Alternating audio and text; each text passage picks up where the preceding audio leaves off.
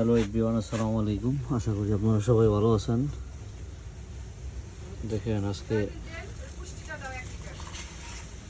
এটা কি আপনারা চিনেন? দেখেন দেখেন তো আপনারা চিনতে পারেন কি না। এই যে ইঁদুর, এটা হলো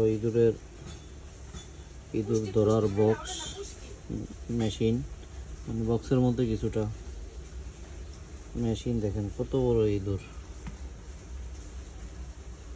এগুলো এই যে রাত্রে দোকানের সাবান, বিস্কিট। এটার ভিতরে কি আলু দিছ? এই যে ভিতরে আলু দিয়ে এটাকে ধরা হয়েছে, আলু খাওয়ার জন্য এটা ঢুকছিল। দেখেন কত বড় ইঁদুর।